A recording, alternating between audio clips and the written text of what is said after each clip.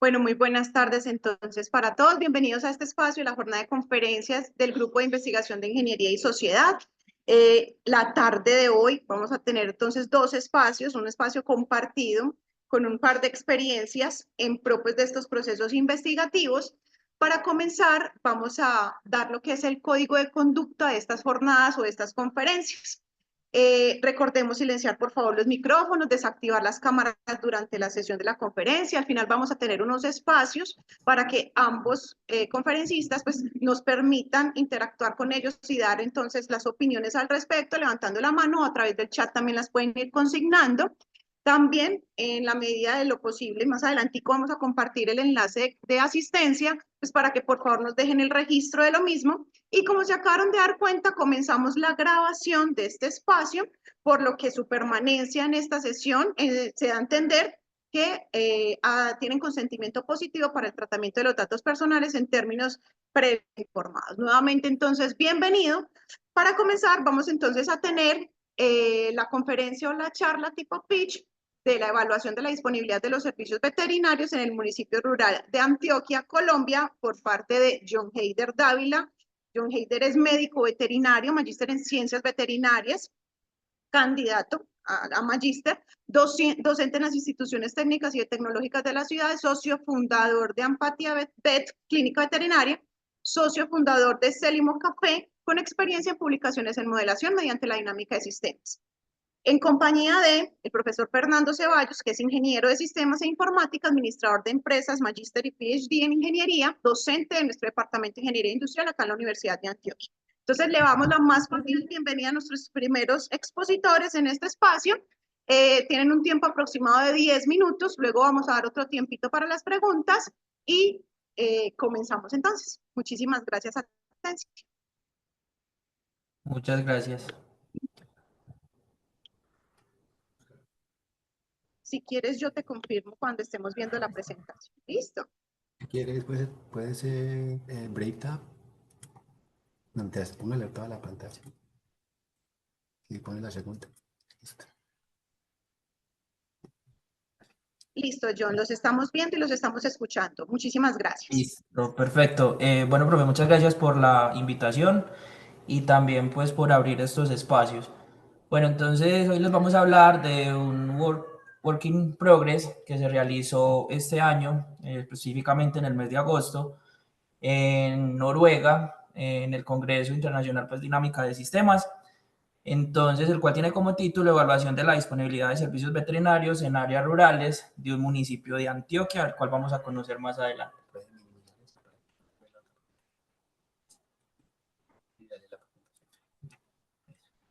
Listo, ya pues me presentaron, mi nombre es John Dávila, soy médico veterinario, en compañía del profesor Fernando Ceballos. Bueno, entonces, como planteamiento del problema, nosotros tenemos de que en Colombia existen diferencias marcadas entre las áreas rurales y las áreas urbanas. Digamos que muchas de estas áreas tienen una marcada diferencia porque no tienen esa disponibilidad no solo de servicios médico-veterinarios, que es lo que nosotros vamos a hablar, sino de servicios de salud, servicios de transporte, de tecnología, y esto hace de que estas poblaciones sean menos favorecidas.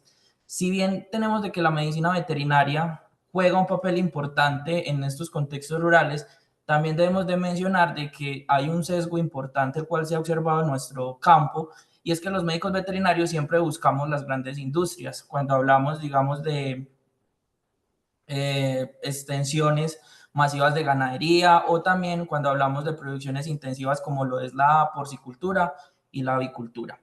Entonces, esto hace de que estas poblaciones rurales sean desfavorecidas cuando hablamos de estos servicios médico-veterinarios, no solo porque sean pequeñas producciones, lo cual es la mayoría de producciones en el país. Estamos hablando de que más de un 85% de estas producciones son minifundistas, entonces hace de que se descuide un porcentaje grande en cuanto a este tipo de servicios en estas poblaciones. También sabemos de que la medicina veterinaria juega un rol importante porque fomenta la lucha contra la pobreza en estas áreas rurales, también fomenta la seguridad alimentaria y también es importante porque genera el cuidado de esos animales, también tiene esa parte importante en salud pública porque digamos que esto hace de que esos alimentos de origen animal tengan como tal una seguridad a la hora de consumirlos, que muchas veces se da básicamente en el autoabastecimiento de estas poblaciones rurales.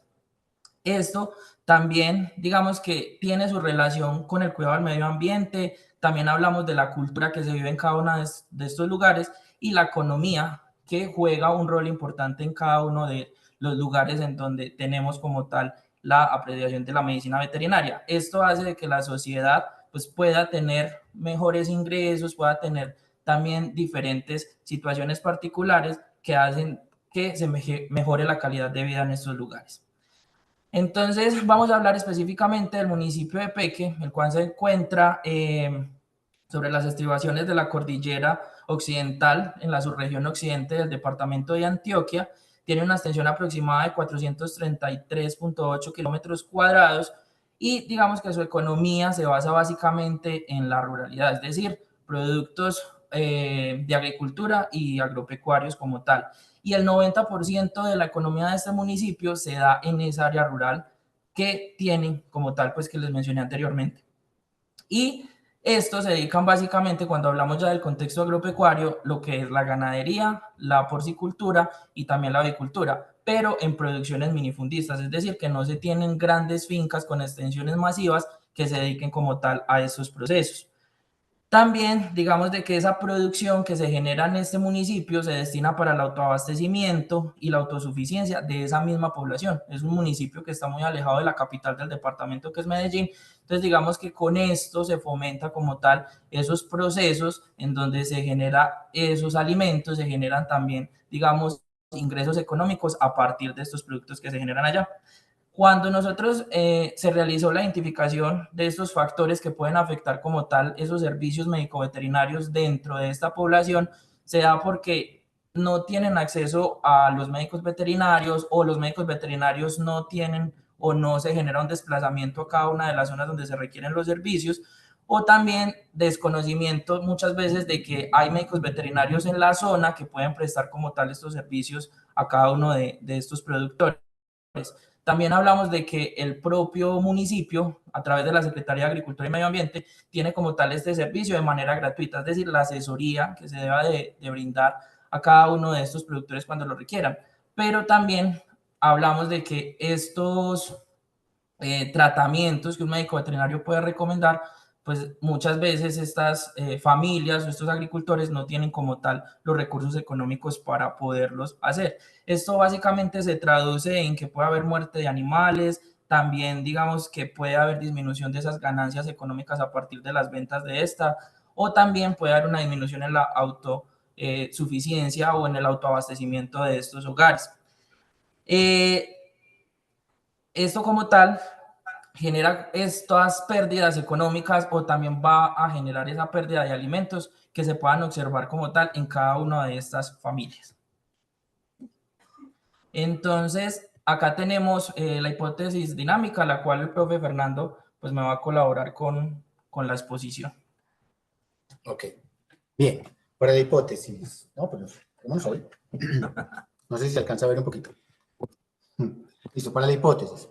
Nosotros tenemos en la hipótesis lo siguiente. O sea, nos fundamentamos en la idea de que existen una oportunidad de servicios veterinarios.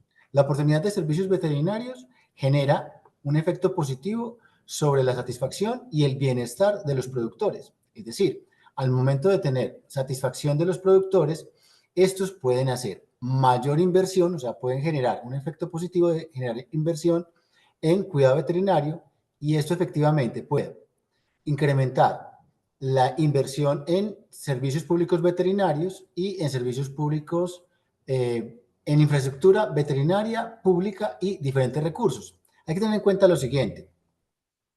Desde el punto de vista de inversión municipal, se tiene que existen en los municipios alejados pues, de las zonas, digamos, capitales de los departamentos, existen las unidades municipales de asistencia técnica agropecuaria, ¿cierto?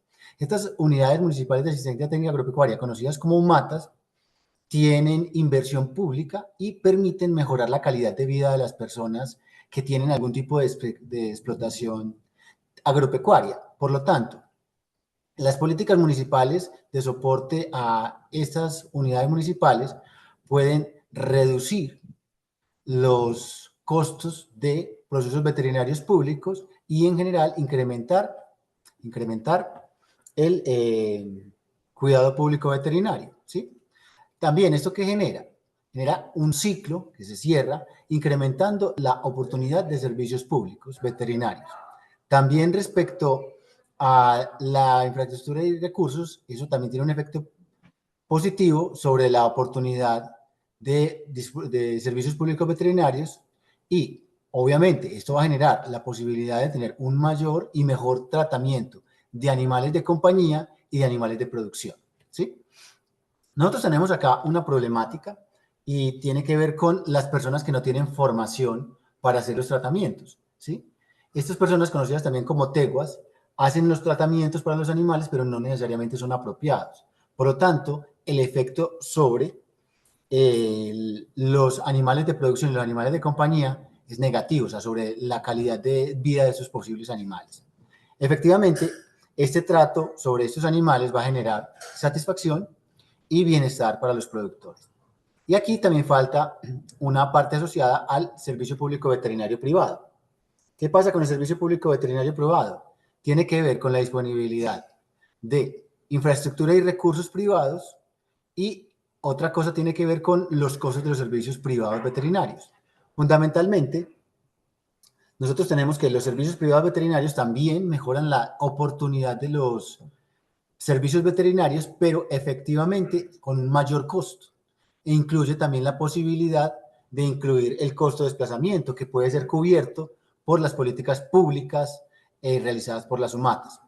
Aquí hay otra cosa que es muy importante en los municipios que tienen, digamos, una distancia grande respecto a los centros urbanos, y es la posibilidad de que hayan efectos negativos sobre el cuidado veterinario a partir de las situaciones sociales. Tradicionalmente en los municipios alejados tienen que ver con problemas de orden público que limitan digamos, la disponibilidad de estos recursos en lugares alejados, ¿sí? Como este municipio de Peque, que particularmente tiene, no sé, yo creería que más del 95% de su área es rural, ¿sí? Muy bien. Entonces, ¿qué nosotros encontramos como oportunidades para este trabajo? ¿Sí?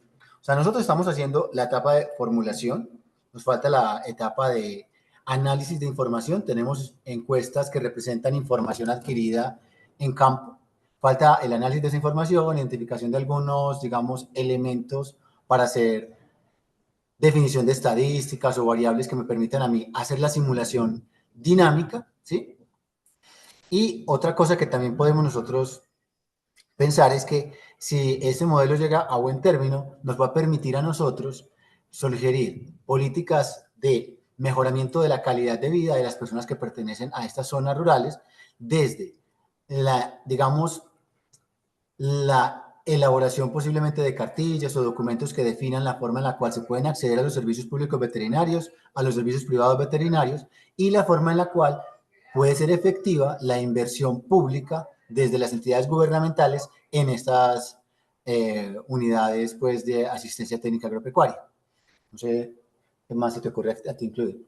No, así está, pues digamos que ese era el objetivo principal del estudio, o sea, poder mejorar la calidad de vida de los productores que están en áreas rurales. Listo, perfecto. Entonces, esta es la presentación. Entonces, ya sería el espacio, como dijo la profe Alejandra, podríamos comenzar con las preguntitas, no sé, como a bien saber de las personas que coordinan lo deciden. Listo, muchísimas gracias. Entonces, a ambos. Te silenciaste. Hola, te silenciaste.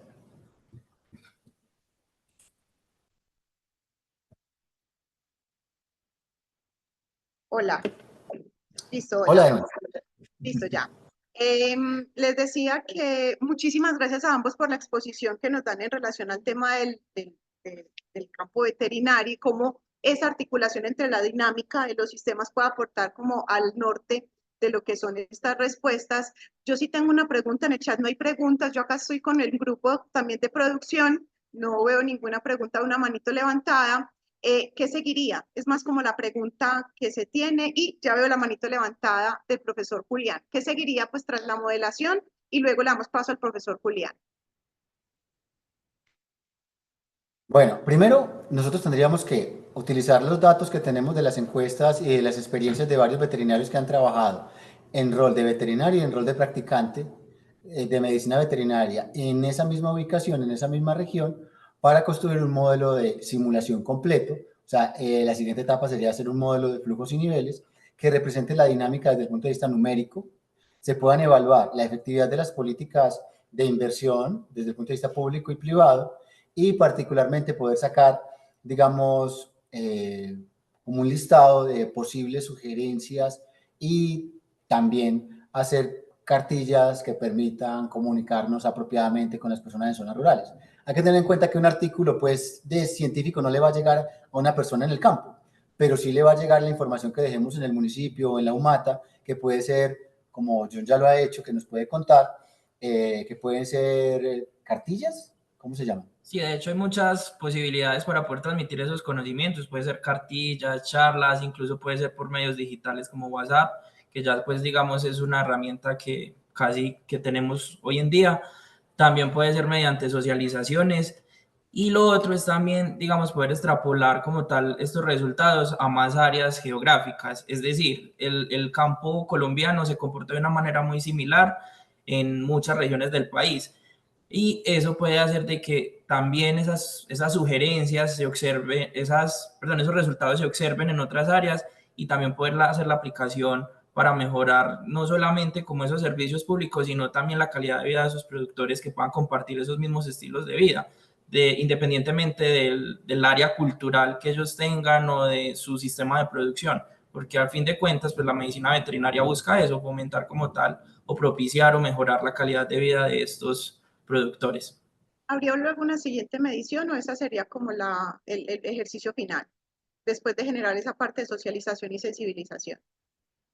Pues digamos que ya tendríamos que pensar si se evaluaría después de evaluar como tal, si tenemos una mejoría y mirar esa retroalimentación como tal del proceso. Ya sería evaluar esa parte y mirar si en sí las personas sí tienen como tal una observación o tienen esa mejoría de la calidad de vida utilizando esos servicios médico-veterinarios.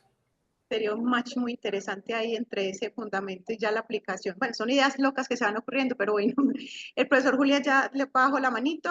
Sí, ya me respondieron que era lo de la ubicación. Muchísimas gracias. Iba a preguntar. Bueno, una vez más, entonces, muchísimas gracias a Johnny y a Fernando por este espacio, por compartirnos entonces los resultados y en esa experiencia del proyecto investigativo. Y recuerden, por favor, ya en el sistema en este momento o en el chat encuentran la encuesta pues para hacer la evaluación a participación, perdón, o asistencia. Y bueno, démosle paso entonces a nuestro siguiente conferencista. Muchísimas gracias a ambos nuevamente. Muchas gracias. Muchas gracias. Pasamos entonces a el siguiente espacio. Justamente el profesor Julián nos va a presentar el desarrollo de un modelo de simulación basado en agentes para evaluar las políticas públicas rurales en Medellín.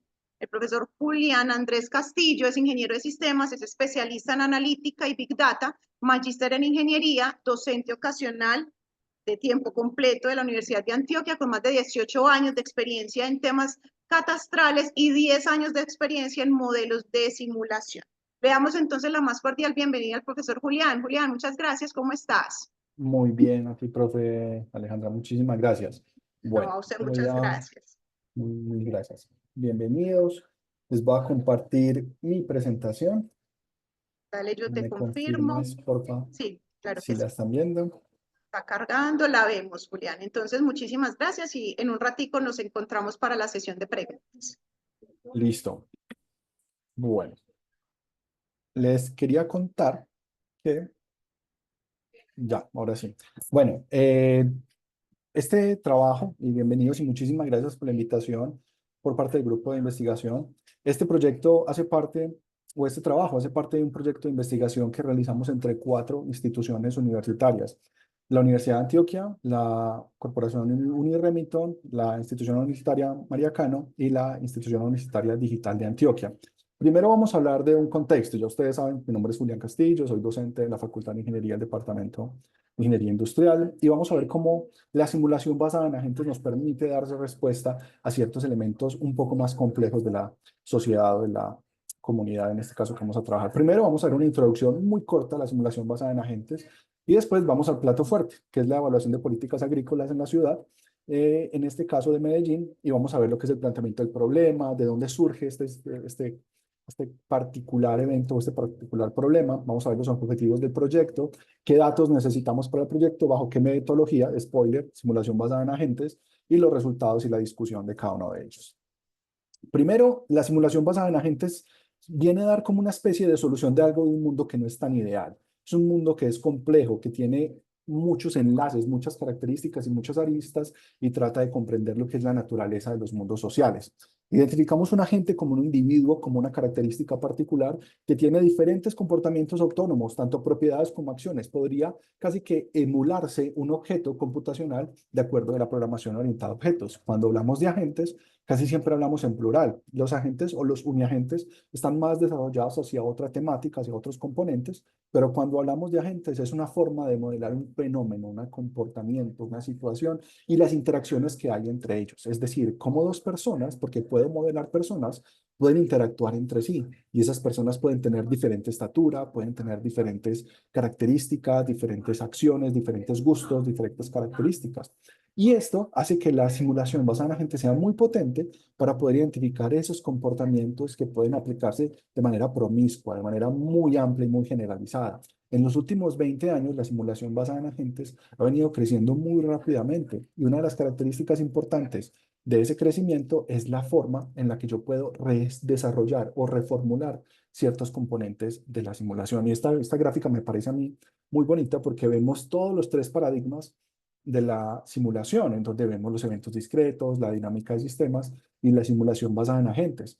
Cada uno de ellos con sus características y sus niveles de abstracción, cada uno categorizados y clasificados. Y vemos que la simulación basada en agentes tiene desde altos niveles de abstracción hasta micro niveles de abstracción.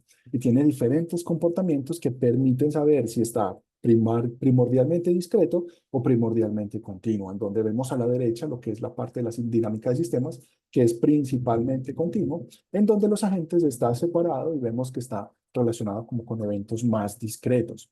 Ahora, cada una de esas características es que yo voy a combinar diferentes estructuras, diferentes componentes para hacer un gran modelo. Por ejemplo, este es un ejemplo de estudios de control de plagas, está disponible en la revista JASS de la Universidad de Surrey, en donde identifican el territorio, que se conoce como parche, identifican la información geográfica y el comportamiento de los agentes que recorren los sistemas o recorren el territorio, pueden interactuar, y yo puedo interactuar tanto con otros agentes como con mi territorio.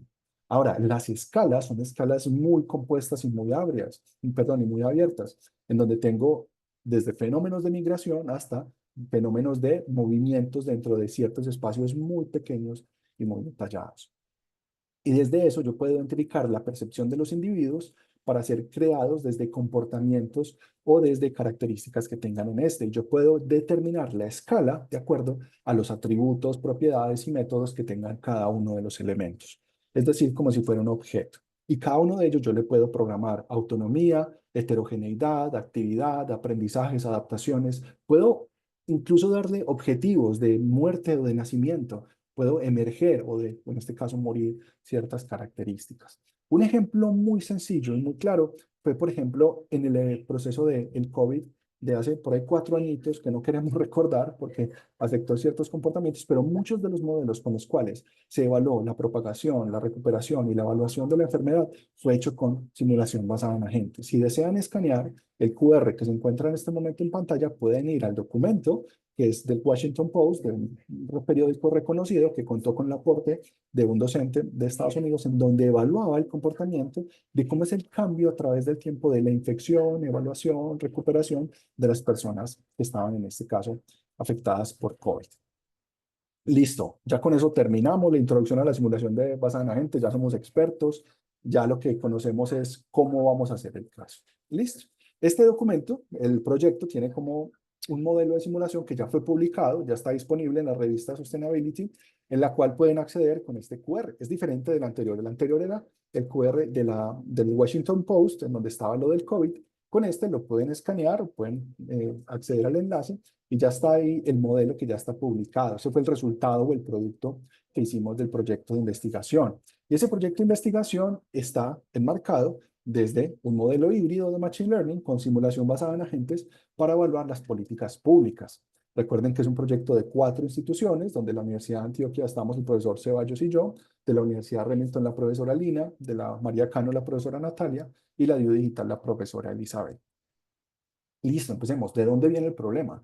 Y el problema es que Medellín no es autosuficiente. Medellín no tiene cómo satisfacer la producción agrícola y tenemos que importar, entre comillas importar, pues traer de otras regiones el alimento y la producción de estos que tenemos en este caso. Pero el problema, o en este caso la solución, es que el 70% de Medellín es rural. Solamente la parte que vemos en gris es urbana y lo que está en verde es rural. O sea que tenemos un gran potencial de uso agrícola dentro de nuestro mismo municipio, dentro de nuestra misma información, para poder dar esa economía a 0 kilómetros, es decir, que lo más cercano sea lo que nos alimente a nosotros. Y eso lo hacemos mediante una división política, identificando muy bien nuestro territorio y sabiendo cuáles son las características que tenemos en nuestra información. Medellín tiene 16 comunas, ¿cierto? Nosotros en la universidad estamos por acá, ¿cierto? Estamos en la comuna Aranjuez. Voy a prender el lapicito. Listo. Aquí estamos nosotros en la universidad. Pero todo este territorio, y esto es rural, nos sirve a nosotros como fuente para poder hacer nuestro modelo. Y nosotros necesitamos una materia prima. Pues yo he trabajado toda la vida en catastro, sé cómo funciona la información del catastro, pues uno todo lo ve, cuando uno se pone las gafas del catastro, uno todo lo ve como catastro y todo lo ve como simulación, entonces uno trata de hacer eso. Y a mí, el profesor Ceballos, la profesora Lina, la profesora Natalia, la profesora Elizabeth me siguen el cuento y nos metemos en este paseo juntos bien chévere. Pues resulta que el catastro tiene la obligación de identificar todo el territorio de una ciudad, tanto privado como público, y lo tiene que hacer mediante documentos gráficos, estadísticos, cartas, planos, mapas, y todo eso es público. Y si uno dice, bueno, si esa información es pública, está disponible, pues venga, utilicémosla. ¿Y dónde la vamos a utilizar? Pues en Medellín, que tiene un suelo de 380 kilómetros cuadrados, donde el suelo urbano es de 105 y tenemos un suelo rural de 270 kilómetros cuadrados. El suelo de expansión es aquellos espacios, por ejemplo, Pajarito, que está relacionado desde un territorio, un ámbito rural, pero que tiene o está empezando a migrar hacia la parte urbana. ¿Cuál es la diferencia entre urbano y rural? Muchos me dicen, ay, es que lo rural es que está más lejos. No. Urbano es aquello en donde todo el municipio le puede ofrecer a usted todos los servicios públicos necesarios para poder satisfacer usted sus necesidades. Si usted carece de servicios públicos o no cumple con todas las características, usted puede ser suelo de expansión. Y si carece de casi todos los servicios públicos, es decir, no tiene internet, son espacios rurales, hay suelos de protección, de todas estas cosas, ya suele ser rural. En este caso, teniendo en cuenta el comportamiento y el crecimiento de nuestra ciudad, nosotros hemos visto que siempre hemos estado relacionando y que hemos estado creciendo. Lastimosamente, Medellín está como si fuera en una totuma o como una especie de calderito en donde el crecimiento en 1999, 2000, terminó su proceso de crecimiento y ya estamos en un crecimiento vertical. El suelo rural, la mayoría de las personas se están yendo hacia el oriente cercano porque el suelo en Medellín ya se agotó y esa cantidad de personas necesitan evaluar ese comportamiento. Y ahí es donde nace nuestra necesidad de diseñar un modelo para la evaluación de políticas públicas agrícolas municipales y su impacto económico en los corregimientos de Medellín. Y esto está enmarcado en el Acuerdo 48-2014. Y ese Acuerdo 48-2014 no es más que el Plan de Ordenamiento Territorial. Y nos separamos esto en 4 diferentes estrategias. Primero, ¿qué es lo que está pasando? Después, vamos a hacer un modelo con lo que está pasando e identificar el comportamiento actual. Después, evaluar la percepción de las políticas y después analizar los resultados desde una perspectiva microeconómica. No, todavía estamos pendientes de ese último. Ya tenemos una evaluación, ya tenemos unos criterios, ya tenemos unos datos, pero necesitamos hacer uno un poquito más adicional, como si fuera agrandar el combo un poquito más. Primero, los datos. Fuimos al portal geográfico GeoMedellín, de ahí sacamos mucha información. Después la información catastral, lo que son las estadísticas catastrales, todo esto está disponible. Después sacamos información de lo que es el nivel de agregación del modelo. Los modelos de simulación tienen diferentes niveles de agregación. Es decir, ¿qué es lo mínimo que yo puedo modelar? ¿Qué es lo mínimo que yo puedo representar? Y eso mínimo que yo puedo representar en este modelo particularmente es un predio. Por ejemplo, la Universidad de Antioquia es un solo predio porque tiene un solo registro, en este caso, una sola connotación jurídica. Por ejemplo, la casa en donde nosotros vivimos, si es un edificio, sería un reglamento de propiedad horizontal que está dividido en diferentes matrículas. Es decir, un predio es un inmueble que está separado, pero que, perdón, que no puede ser separado por diferentes elementos y puede tener múltiples construcciones o edificaciones en él y pertenece a personas naturales y jurídicas. Entonces ya tenemos nuestro nivel de agregación de nuestro modelo. Y tenemos las políticas públicas, que es lo que está definiendo el comportamiento de lo que se puede hacer en el territorio. El POT lo que me dice a mí es cómo puedo yo mejorar, cambiar o desarrollar cualquier tipo de territorio en la ciudad. Y eso va detallado por diferentes componentes. Y esos diferentes componentes se conocen como políticas públicas rurales, en donde tenemos tratamientos rurales, por ejemplo. Entonces, mire que la parte en gris es la parte que teníamos de Medellín, la parte urbana. Y lo que tenemos a los costados es la parte rural. Entonces, mire que tenemos unos tratamientos rurales, por ejemplo, cauces, por ejemplo, nacimientos, etcétera. También tenemos usos rurales, donde puedo, por ejemplo, cultivar, donde no puedo cultivar, donde hay ciertas restricciones. Zonas homogéneas físicas rurales, qué tan inclinado es el territorio, si hay, en este caso, afectaciones por afectaciones hídricas, afectaciones de vías o afectaciones de proyectos. También tengo comportamientos de zonas de protección. ¿Qué debo proteger yo para decirle al público, venga, es que aquí no se puede hacer nada, porque esto es una cuenca, esto es un resguardo indígena, o esto es, yo qué sé, aquí hay un tiranosaurio ahí enterrado y no lo podemos tocar, ¿cierto? Diferentes connotaciones en donde tengo también zonas de riesgo. Venga, es que, por ejemplo, hay movimientos en masa, hay peligros de desprendimiento de cierta parte del territorio. También tenemos zonas de planificación complementaria, en donde, por ejemplo, el municipio de Medellín o la alcaldía, en este caso el distrito, va a hacer inversión a futuro para esas estrategias. Y también tenemos suelos de protección y producción que son orientados a la producción agrícola. Mire que en comparación con todos los demás, es un poquito más limitado que los anteriores. Y en este caso, debíamos darle prioridad a estas características. Y nos fuimos uno por uno de cada una de esas variables. Y todos definimos, listo, vamos a evaluar. Y cuando se pueda desarrollar y cuando se pueda estructurar, le asignamos un 1. Y cuando no se puede asignar, le asignamos un 0. Nada es más eficiente que un dato binario. Nada me dice o me da más información que una estructura binaria para clasificar elementos. Y nos fuimos cada uno de estos elementos por cada uno de esos mapas y clasificamos cada uno de esos componentes con falso y verdadero. Y esto se compone en una estructura secuencial que se puede evaluar en escala para desarrollar e identificar su comportamiento. Por ejemplo, áreas de protección para la producción agroforestal me sirve. Áreas de protección para la producción me sirve. ¿Qué no me sirve? Por ejemplo, áreas de protección para la producción que sea productor forestal, es decir, árboles. Y cuidado de los árboles no lo puedo tocar porque eso hace parte del oxígeno que vamos a consumir. Entonces, habría que identificar qué me sirve y qué no me sirve.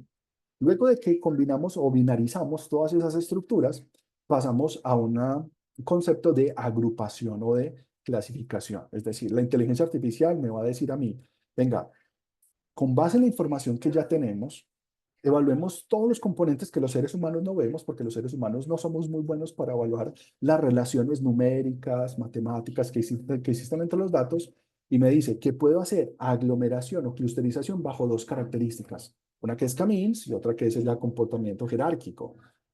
Y vamos a evaluar cada uno de estos, a ver cómo es el mejor desarrollo de cada uno de estos modelos bajo un modelo de simulación. Todo esto tiene procesos de validación, verificación, técnicas de clasificación, en donde ya tenemos nuestros modelos de clasificación detallados.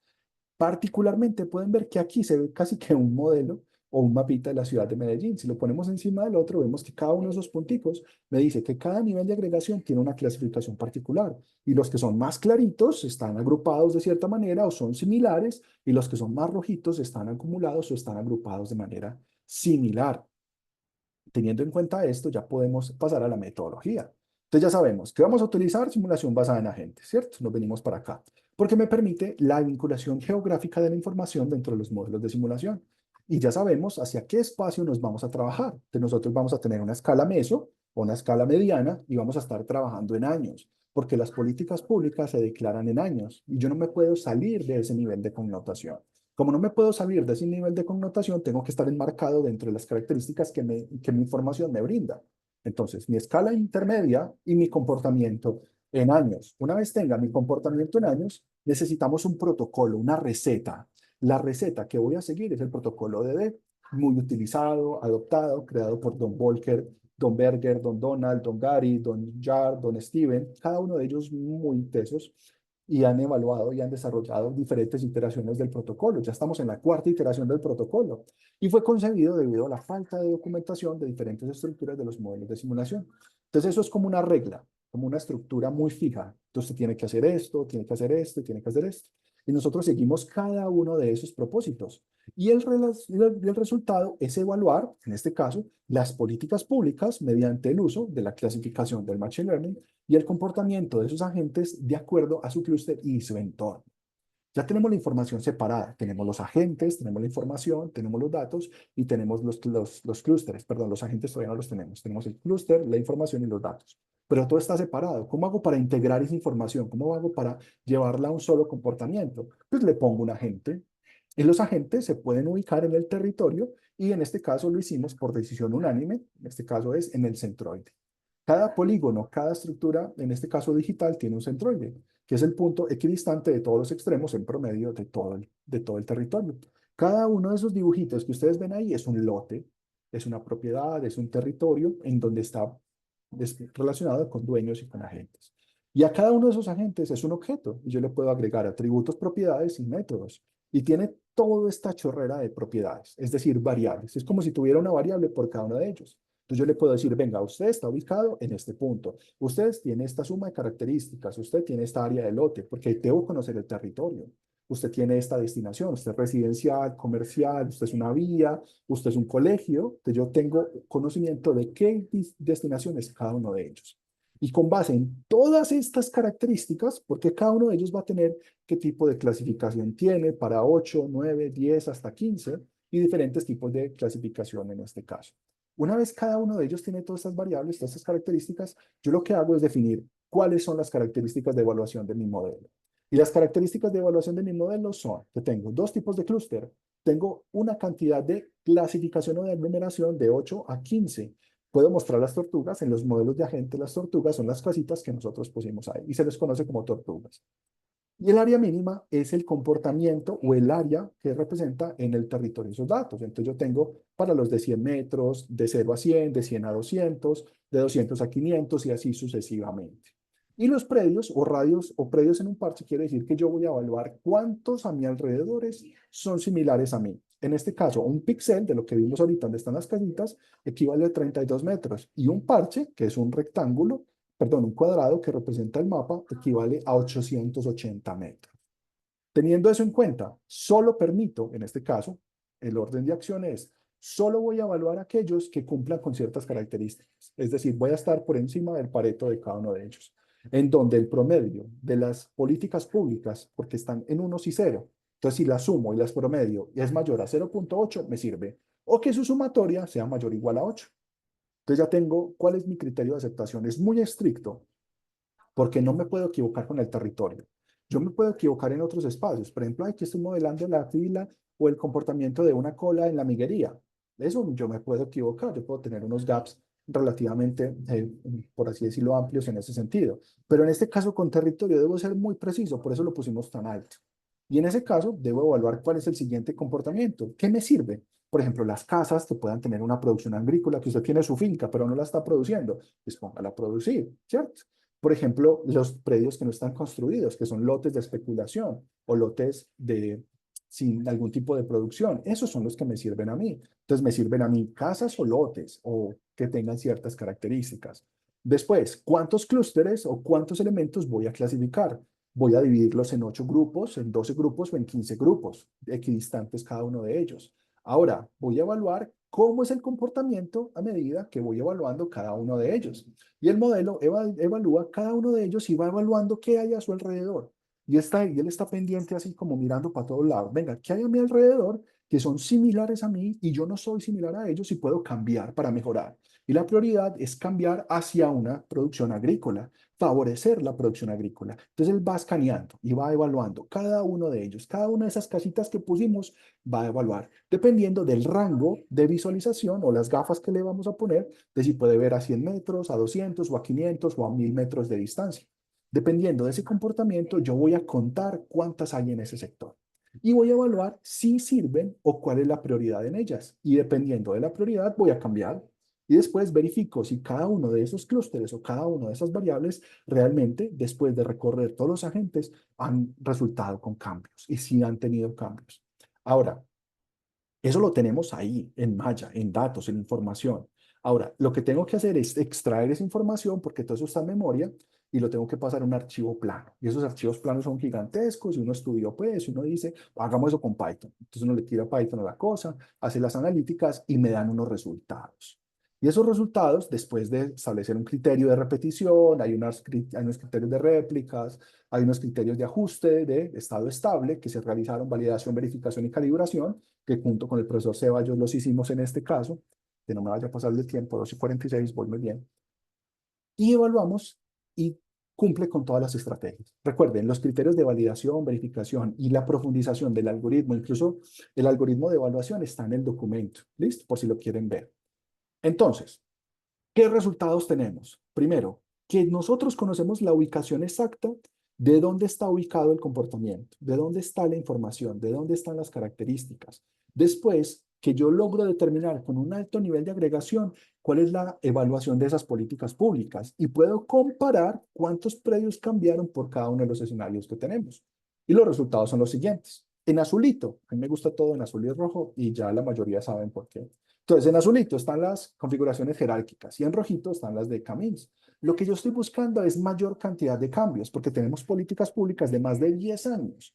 Las políticas públicas se publicaron en el 2014, pero se demoraron 3 años en realizarse. Es decir, tenemos en este momento casi que 13 años de políticas públicas disponibles en el comportamiento o en el territorio. Y nosotros en este momento tenemos la subclasificación, como lo vemos aquí, por la cantidad de clústeres, ¿cierto? Entonces tenemos que para 15 clústeres, obviamente vamos a tener más cambios, ¿cierto? Más clústeres, vamos a tener más cambios, pero lo que me interesa a mí y lo que me parece a mí bonito, en este caso, bueno, para los gustos de la simulación, no me parece bonito, es que Camins tiene mayor cantidad de cambios. Entonces, ya por lo menos sabemos que nos vamos a ir con Camins, ¿cierto?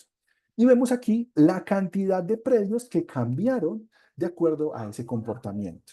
Es decir, cuántos cambian en cada uno de ellos. Y de ahí nos vamos a cada uno de los componentes particulares. Es decir, el comportamiento, que es la configuración, vemos AM. ¿Qué es AM? El área mínima. Me dice que el área mínima es 100 metros y que el PRP es los predios en radio por parche. Es decir, ¿qué tanto voy a evaluar? Entonces voy a evaluar al menos 2 predios en el parche.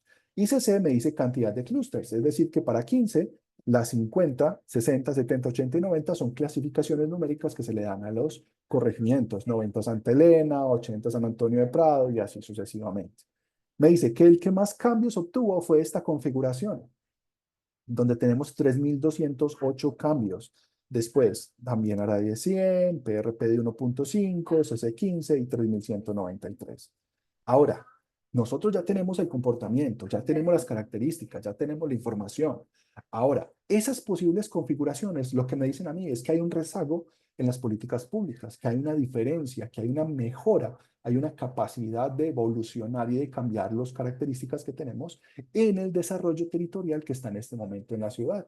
Y que si vamos a priorizar el componente agrícola, esto no es una camisa de fuerza que le vamos a decir al establecimiento, venga, es que usted tiene que cambiar esto así. Esto es una sugerencia, esto es un apoyo, esto es un mensaje, un saludo, algo, pero no es que vayan a hacer una camisa de fuerza. El territorio lo conocen las personas que están en el territorio. Y por eso con el proyecto se hizo una encuesta, se fueron a los territorios, se evaluó su comportamiento, se evaluaron sus características y y se evaluó su comportamiento a lo largo de cada una de ellas. Y ese entendimiento del territorio es que el establecimiento, la parte ejecutiva de la ciudad, del distrito, puede tomar esto como ayuda para evaluar el comportamiento. Ahora, teniendo en cuenta todos estos cambios, vamos a ver en dónde cambió. Y efectivamente, si yo sé en dónde cambia, yo puedo ir y hacer evaluación de esas políticas en esos puntos. Por ejemplo, los cambios se representan en azul Y en azul estamos hablando de todos los modelos combinados. Aquí no estamos hablando, ay, es que este no. Entre más oscuro, más alejado del modelo, y entre más claro, más cercano del modelo.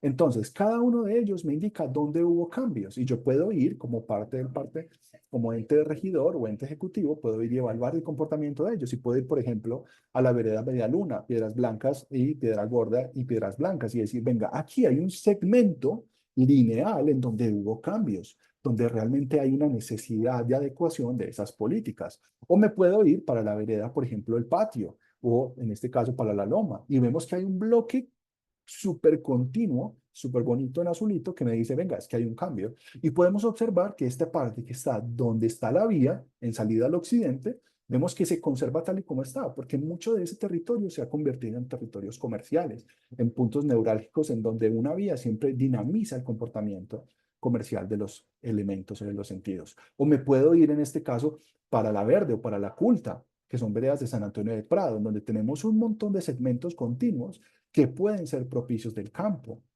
perdón. O me puedo ir para Santa Elena, en el cerro, en el suburbano o en el llano, en donde tengo muchos elementos que pueden estar orientados a una modificación, en este caso, agrícola. Teniendo en cuenta esto, pues nosotros decimos, listo, en este caso, sí vemos que en Altavista, Palmita, Santa Elena y San Cristóbal hay una mayor cantidad de cambios por clúster con un potencial agrícola que podemos evaluar allí, y que las políticas públicas actuales, en este caso, tienen una opción de mejora. Y como en este caso, la municipalidad, o en este caso el distrito, tiene una obligación de actualizar el POT, pues que nos pongan cuidado. La idea es compartirles esta información y que el nuevo plan de ordenamiento territorial tenga en cuenta ciertos componentes, en este caso, de la comunidad académica.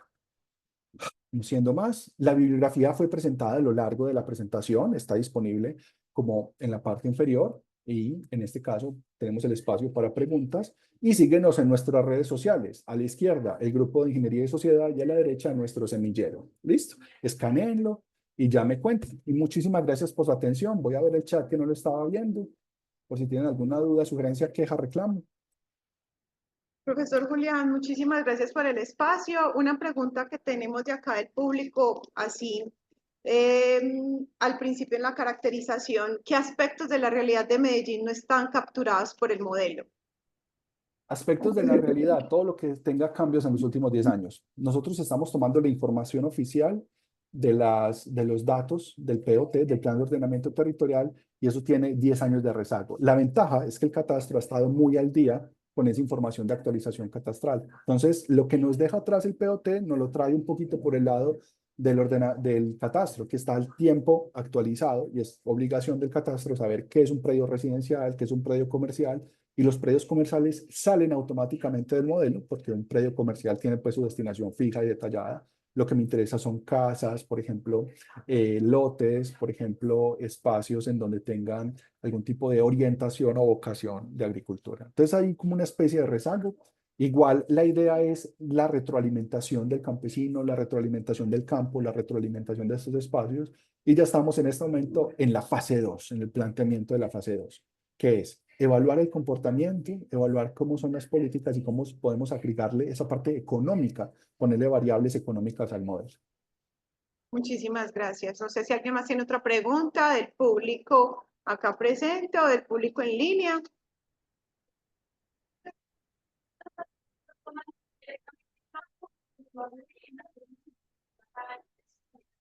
Me pregunta Natalia que si los datos son tomados de manera primaria, es decir, a partir del POT y demás, o el catastro y ello, o también son tomados in situ en el campo. Toda la data para el modelo es oficial, es la que está publicada en Medata, y no nos podemos salir de ahí, ¿cierto? Si vamos a trabajar con información oficial, tenemos que ir a la plantilla. Lo que sí hicimos fue unas encuestas de valoración del territorio, es decir, preguntamos, venga, ¿será que podemos mejorar esto? ¿Será que podemos mejorar las posiciones agrícolas? Y todo eso está detallado en un primer artículo que publicamos, que fue una revisión de políticas públicas. Listo, profesor Julián. Muchísimas gracias. Si no hay Muchísimas más gracias a todos preguntas, ustedes. entonces, muchísimas gracias a ustedes y a todos los asistentes, a nuestros conferencistas para la jornada de hoy de conferencias del Grupo de Investigación de Ingeniería y Sociedad. Recuerden que en el chat se encuentra el link de asistencia. Los esperamos entonces en una nueva jornada, deseándoles un resto de semana excelente y que nos vuelvan a acompañar entonces en esos escenarios de intercambios en términos de extensión e investigación. Una feliz tarde para todos. Hasta pronto. Muchísimas gracias. Hasta pronto. Gracias.